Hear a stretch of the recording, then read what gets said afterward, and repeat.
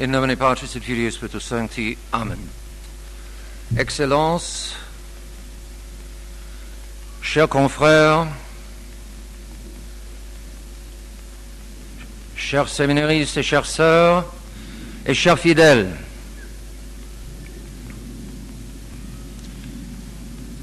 cela n'arrivera pas souvent que les ordinations icônes coïncident avec la fête du Sacré-Cœur. Mais c'est le cas aujourd'hui.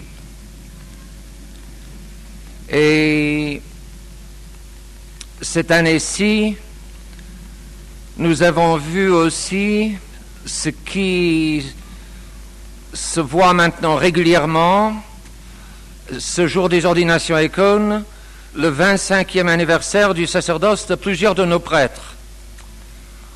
En l'occurrence, 7 prêtres qui auront été ordonnés donc en 1978, et c'est un quart de siècle qu'ils ont été prêtres. Ils sont parmi nous, tous les 7. Ils ont célébré hier cet anniversaire de leur sacerdoce. Nous les en félicitons, comme d'ailleurs nous félicitons tous les prêtres qui reviennent chaque année pour assister à cette messe d'ordination. Ils doivent aimer ou leur sacerdoce ou leur séminaire ou les deux, très probablement les deux. Et c'est encore une grâce. C'est toute une phalange, pas nombreuse, mais quand même une phalange de prêtres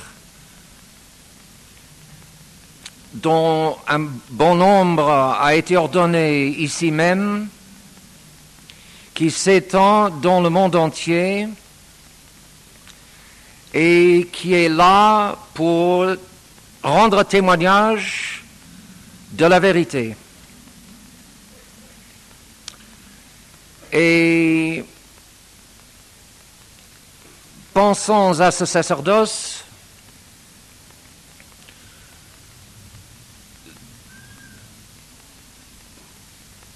sous forme de 3 dons du Sacré-Cœur. Tout ce qui nous entoure est don du Sacré-Cœur, ces montagnes, ce beau temps, la pluie, notre survie, notre vie.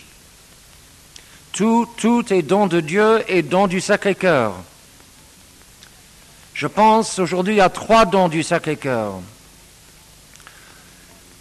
Et premièrement, pour les hommes, pour nous autres hommes tombés, la souffrance.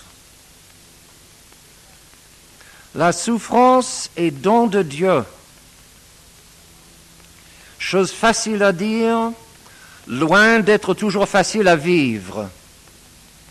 Mais c'est certainement vrai. Depuis la chute d'Adam et Ève, nous sommes tous pécheurs, nous sommes tous plus ou moins orientés vers notre propre volonté et détournés de la volonté de Dieu. Nous sommes tous plus ou moins détournés donc de la réalité et orientés vers notre fantaisie, surtout aujourd'hui.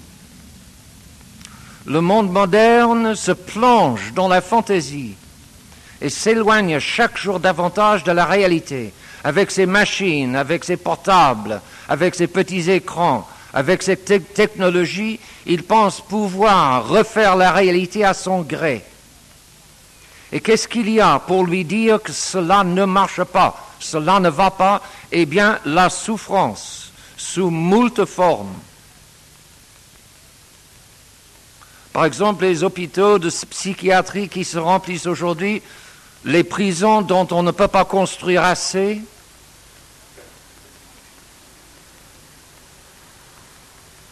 Et en l'occurrence, en vérité, toute souffrance est un rappel à la réalité. Et toute souffrance nous rappelle que nous ne sommes pas les maîtres. Voilà quelque chose que nous devons subir qui ne nous plaît pas. Et nous n'en sommes pas les maîtres, car si nous l'étions, nous écarterions complètement la souffrance. Or, elle ne se laisse pas écarter. Et de façon ou d'autre, elle revient parce que nous sommes pécheurs. Et s'il n'y avait pas cette souffrance, eh bien, nous nous livrerions encore plus à la fantaisie qui mène directement en enfer. Donc le bon Dieu nous rappelle qui est maître par la souffrance. Et, chers ordinants, de façon ou d'autre, vous allez souffrir. Et sachez y reconnaître la main de Dieu, et non seulement la main de Dieu, mais le don de Dieu.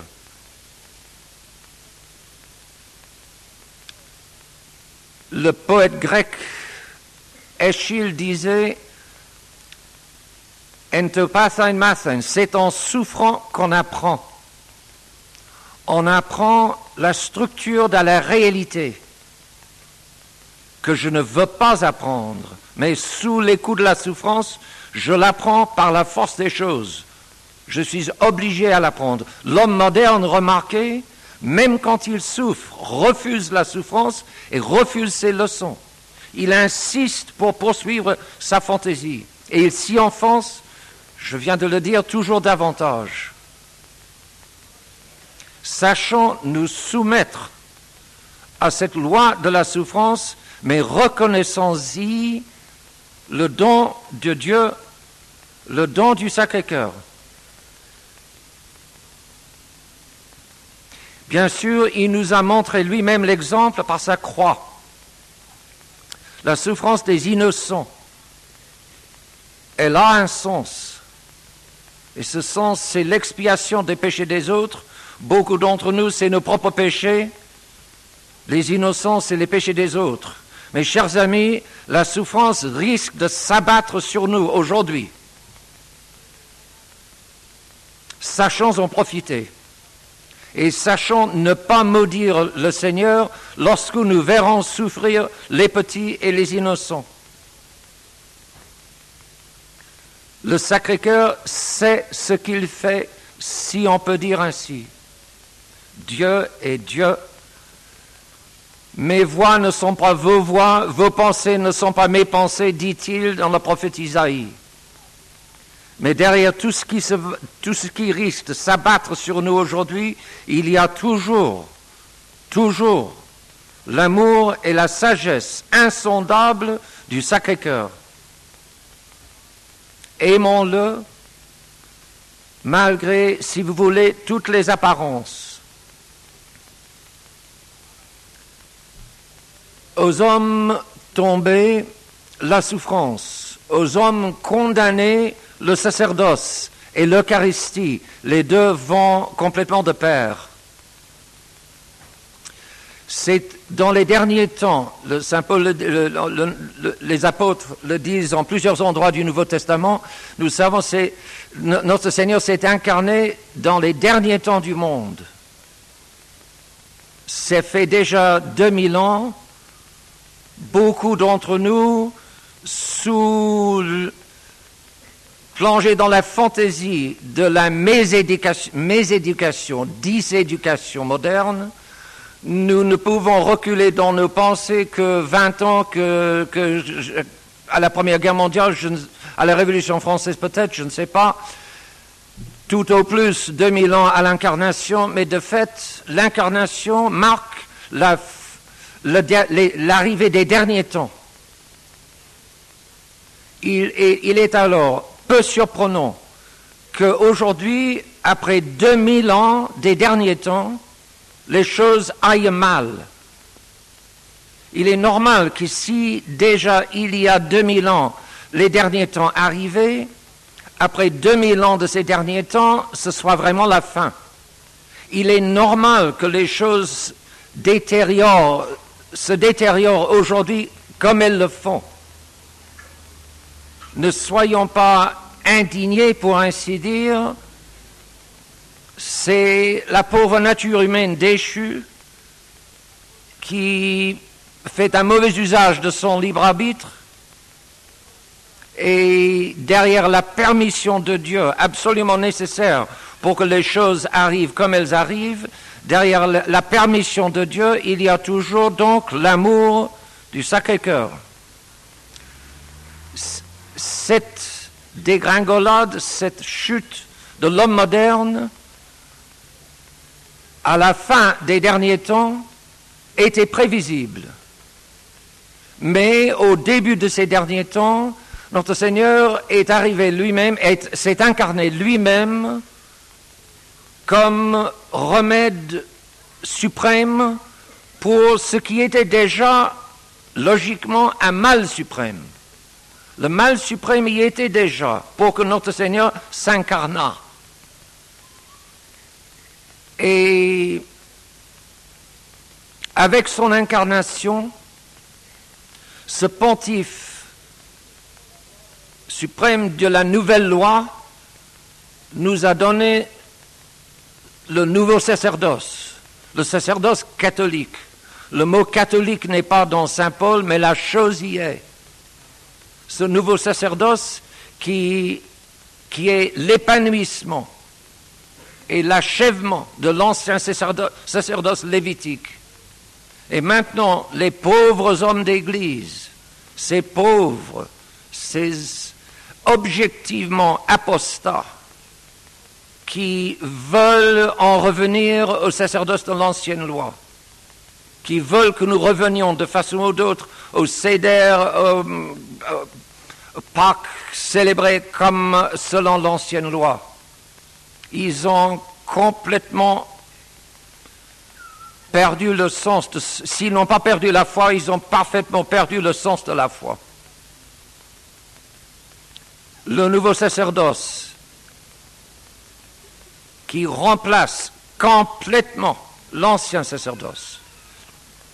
L'ancien sacerdoce n'était là que pour aboutir à ce nouveau sacerdoce, de novi et aeterni testamenti. Ce sacerdoce nouveau et éternel pour l'éternité. Il n'y aura pas un troisième, il n'y aura pas encore un sacerdoce après celui-ci. Les prêtres catholiques sont le remède suprême au mal suprême qui arrivait déjà il y a 2000 ans. Et les prêtres catholiques sont là depuis, inchangés et inchangeables, immutables. Et voici qu'aujourd'hui, Dieu nous bénit, le Sacré-Cœur nous donne encore 11 nouveaux prêtres et des diacres qui seront, si Dieu veut, l'année prochaine, encore des prêtres. Il y avait toujours, depuis le début du monde, depuis le début de l'humanité, il y a eu un sacerdoce, il y a eu un sacrifice qui a rendu culte, le vrai culte à Dieu. Et maintenant, ce vrai culte, c'est le culte, depuis 2000 ans, ce culte, c'est le culte catholique que l'on ne peut pas changer et que l'on ne peut pas soumettre à cette fantaisie de l'homme moderne, détraqué et qui devient fou.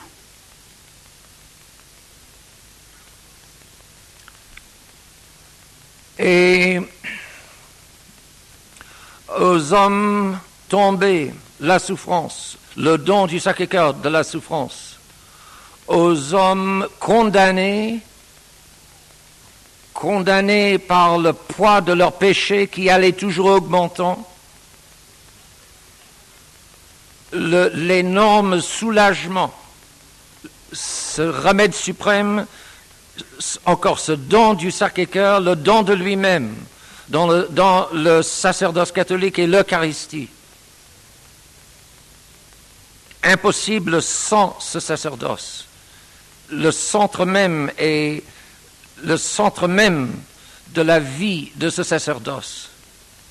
Le don du Sacré-Cœur lui-même réellement, vraiment et substantiellement présent pour qu'il se donne comme il brûlait de se donner.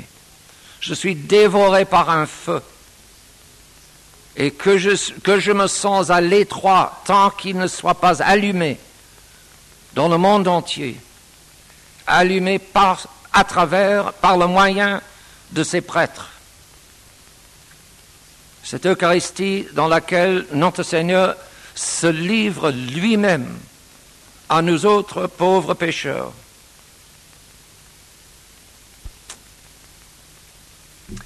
Et puis, troisièmement, à l'homme moderne, la fraternité Saint-Pie-X. Encore un don du Sacré-Cœur. Vous allez me dire, c'est exagéré, mettre en parallèle des deux dons universels comme la souffrance et le sacerdoce catholique et un don particulier comme la fraternité Saint-Pie-X. Oui, sous un certain angle, c'est exagéré, d'accord. Mais depuis maintenant 30 ans, un peu plus de 30 ans,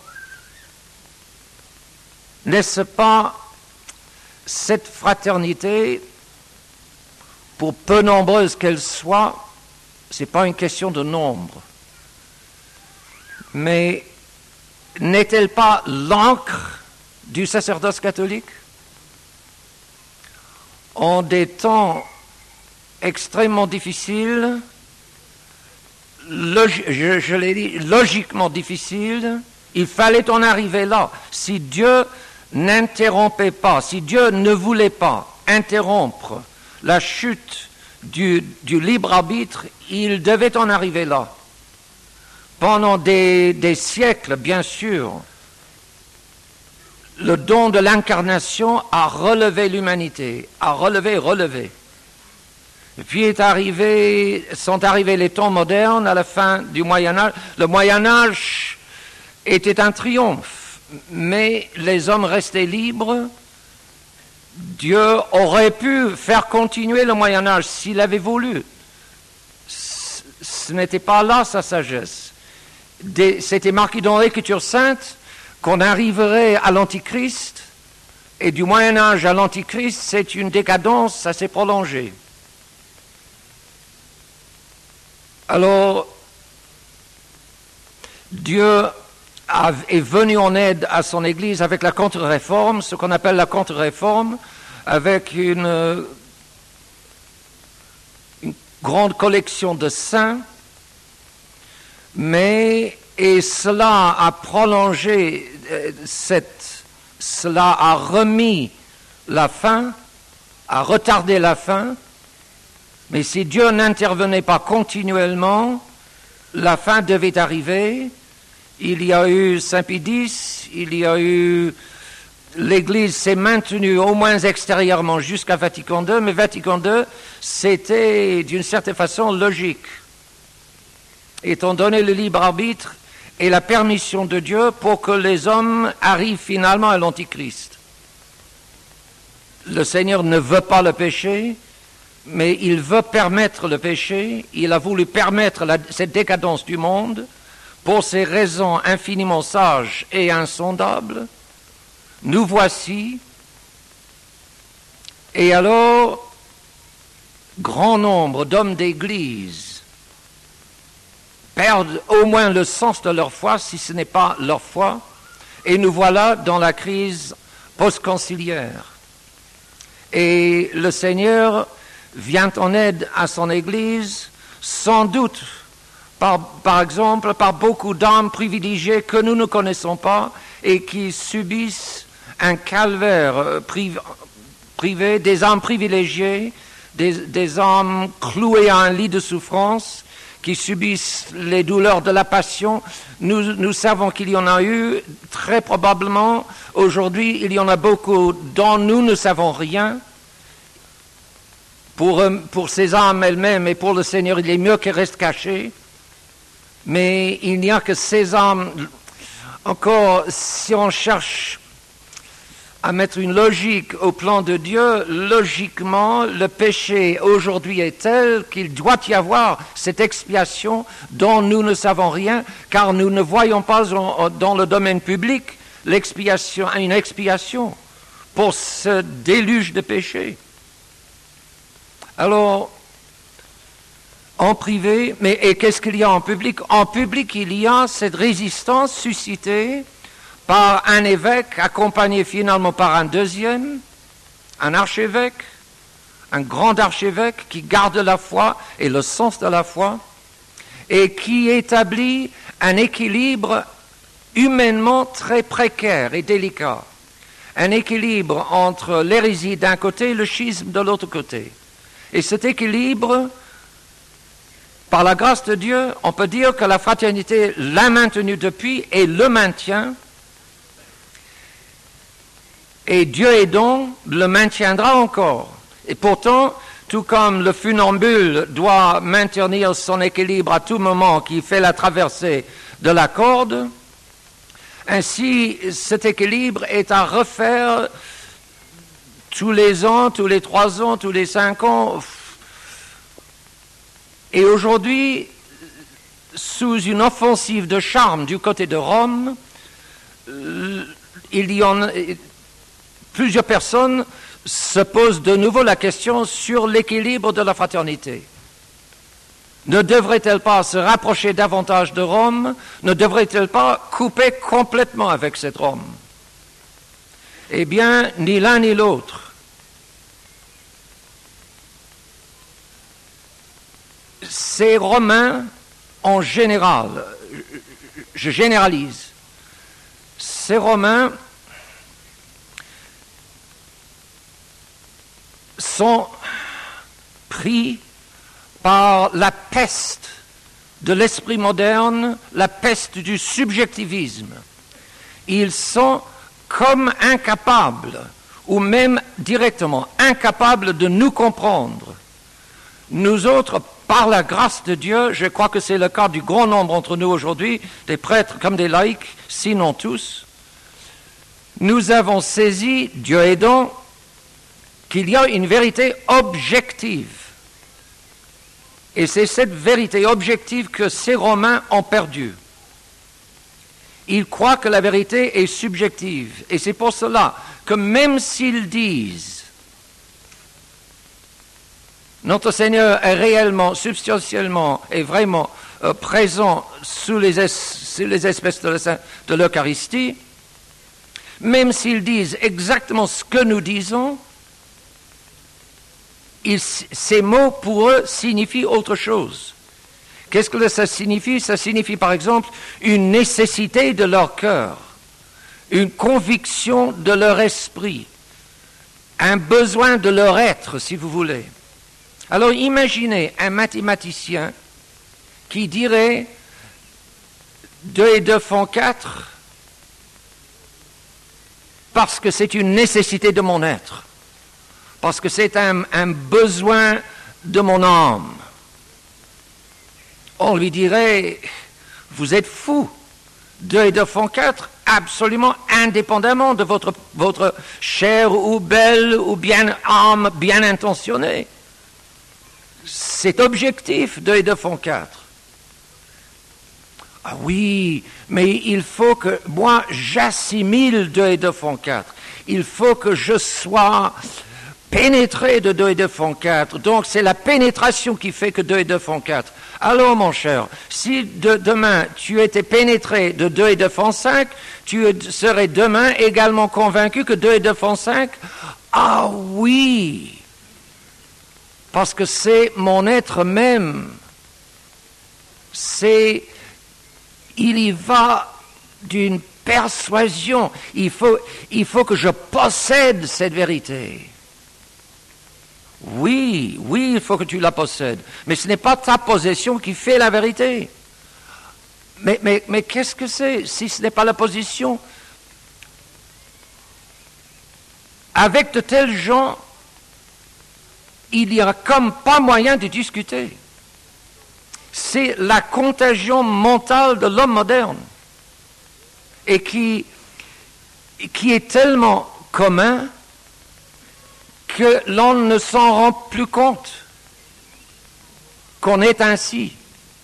Et remarquez bien, si on remplace la vérité objective par cette possession intime, subjective, on peut être de bonne volonté. Et alors, ces Romains peuvent être de bonne volonté.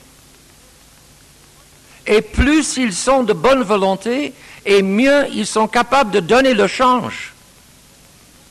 Et est-ce qu'ils veulent donner le change? Il n'est même pas nécessaire de nous dire qu'ils veulent nous tromper. Car il est bien possible, le mal, cette contagion, c'est tellement profondément ancré, pénétré dans l'esprit moderne, dans l'esprit des gens modernes, que s'ils ne se rendent pas compte, eh bien, ils sont dans l'état dans lequel ces Romains apparaissent par rapport à nous autres, c'est-à-dire, apparemment, ils ne se rendent pas compte combien ils sont loin de la vérité catholique. Un cardinal dira, j'ai la même religion que vous autres de la Fraternité Saint-Pédis. Il n'a aucune idée combien il en est loin. Car un mathématicien à possession intime, si je puis le qualifier ainsi, il peut réciter toute la table de multiplication et de façon juste. Et tout en récitant ce qui est vrai, à tout moment, il est persuadé que c'est par conviction intime que c'est vrai, que ce qu'il nous récite, c'est la beauté de ses convictions intimes. Alors ce n'est pas cela la mathématique. Et s'avancerait-on sur un pont qui aurait été construit par un ingénieur dont les calculs suivent ses convictions intimes et personnelles? Moi pas. S'avancera-t-on vers ces Romains sur un pont construit par leurs convictions intimes? Un catholique pas. Mais alors, si ces Romains sont pénétrés de la folie moderne, et vous le qualifiez de folie, et ce l'est, eh bien, si ces Romains sont fous, objectivement parlant, et objectivement parlant, c'est le cas,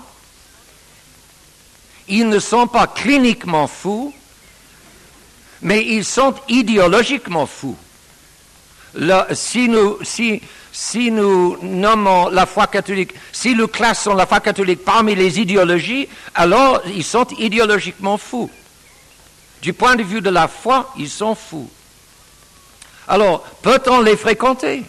S'il s'agit d'une contagion, ne risquons-nous pas de nous laisser contaminer en les fréquentant?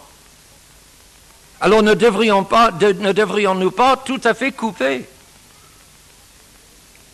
Ah, mes chers amis, voici l'équilibre de la fraternité, osais-je dire.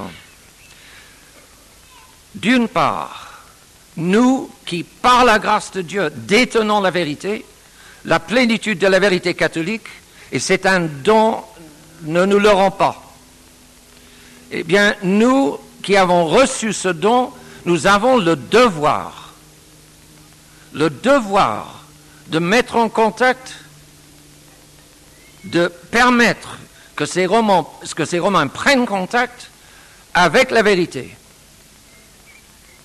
Nous avons un devoir de garder cette vérité, nous avons un devoir de fuir tout contact qui mettrait en péril la vérité.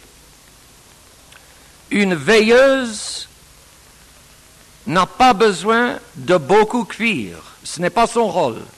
Mais une veilleuse doit absolument rester allumée. Ça, c'est son devoir d'État, c'est son but, ce pourquoi elle est là. Et la veilleuse doit être nourrie, je l'ai dit, de whisky pur, parce que pour peu que le whisky soit dilué ou frelaté, la veilleuse s'éteindra. Car le whisky peut bien brûler, mais le whisky avec l'eau, peu d'eau suffit pour qu'il ne brûle plus. Alors, nous devons quand même mettre à la portée des Romains cette vérité. Et comment cela se fera-t-il si nous refusons tout contact? Et d'autre part, il y a un calcul dangereux, un calcul humain si vous voulez.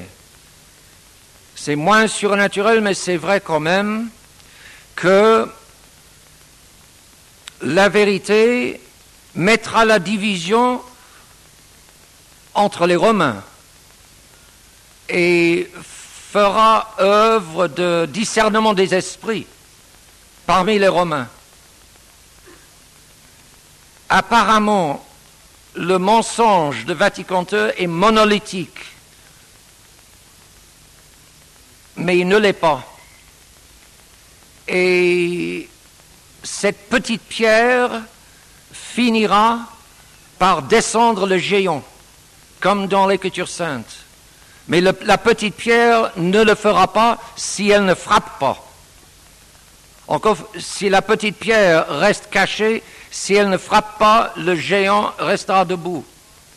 Dans la nature des choses, il est dans la nature des choses. Donc, en cette crise qui arrive logiquement à la fin de la contre-réforme, il est dans la nature des choses que la fraternité fasse grande attention dans ses contacts avec les Romains et en même temps ne refuse pas tout contact avec les Romains. Et pour le reste, c'est entre les mains de Dieu. L'Église catholique appartient à Dieu et c'est lui qui s'en occupe. Vous et moi, nous faisons notre devoir d'État à la place où Dieu nous a mis, et cela suffit. Et ce devoir d'État, aujourd'hui, peut entraîner beaucoup de souffrance. Et mes chers amis, la souffrance est authentique. La souffrance authentifie, nous assure de l'authenticité.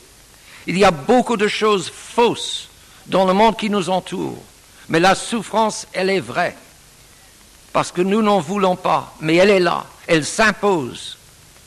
Alors, très chers laïcs, très chères mères de famille, qui souffrez de ce que font vos enfants, par exemple, de ce que vos enfants apparemment s'égarent ou perdent la foi, qui souffrez de voir les dangers pour vos enfants, les dangers pour la foi et pour le salut éternel de vos enfants. Les pères de famille également, qui veulent protéger leur famille et qui se trouvent entourés de difficultés et de dangers pour ce faire. Eh bien, que chacun de nous, c'est Sapidis qui le disait déjà, il voyait ce qui arrivait, ce qui devait arriver, ce qui allait arriver. Il disait déjà que chacun fasse son devoir et tout ira bien. Ah, mes chers amis, si chacun de nous faisait son devoir, ça irait loin. Ah, mes très chers confrères dans le sacerdoce, félicitations que vous êtes là. Félicitations. Il y a eu 7 prêtres qui ont célébré cette année-ci leur 25e anniversaire. Ils étaient ordonnés, ils furent ordonnés 16 en 1978. Sur 16, 7 sont encore là. Félicitations. Faisons notre devoir. Chers ordinants, faites votre devoir. Ne cherchez pas à sauver l'Église. Vous sauverez l'Église en ne vous occupant pas de l'Église, en vous occupant de votre devoir d'État, le devoir qui est à portée de main. C'est le petit héroïsme qui est aujourd'hui le grand. Le grand héroïsme consiste en les petites choses. Et ces petites choses constitueront La pierre constitue déjà la pierre qui menace le géant. Le géant, on est bien conscient. Il se doit de nous avoir. Dieu aidant, il ne nous aura pas. Mais ça, si chacun nous faisons notre devoir. Et alors, chers laïcs, ne vous plaignez pas si les prêtres annoncent les exigences de l'Évangile. Ne pensez pas, nous sommes traditionnels, donc nous sommes OK. Ce n'est pas cela devant Dieu. Dieu a craché les tièdes au moment de Vatican II, et s'il en a besoin, il le fera de nouveau. Et si nous nous attiédissons, il nous crachera également. Attention. Alors, sachant reconnaître la souffrance là où elle est, et sachant l'accepter comme un don du Sacré-Cœur, à côté de ce don du sacerdoce et de ce don de la fraternité Saint-Pédis. Chers ordinants, vous êtes à la veille d'une belle vie, la vie sacerdotale. Elle n'est pas facile, mais elle est très belle. Et de vous va dépendre beaucoup. Par nous-mêmes, nous sommes largement incapables. Mais c'est le Sacré-Cœur qui nous a élus, c'est pas nous-mêmes, c'est lui qui nous a donné le sacerdoce. Et saint François Régis de dire, l'éternité ne sera pas assez longue pour remercier Dieu de nous avoir fait des prêtres. Et c'est très juste. Chers ordinants, vous serez bientôt, si je puis dire, marchands d'éternité. Car entre vos mains est le don de l'éternité. Par la clé des sacrements, vous ouvrirez le ciel aux gens. Quelle grandeur! Soyons humbles et n'oublions jamais de recourir à la très sainte Vierge Marie, sans laquelle Dieu n'a pas voulu que nous ayons son Fils, mais à travers laquelle nous vient son Fils et à travers laquelle nous vient toujours ce sacerdoce. Elle a connu la souffrance, bien sûr, Notre-Dame des douleurs, au pied de la croix, surtout, mais durant toute la vie de son Fils, car elle savait comment cela devait prendre fin. Recourons à la très sainte Vierge au moment de grandes difficultés, au nom du Père et du Fils et du Saint-Esprit, ainsi soit-il.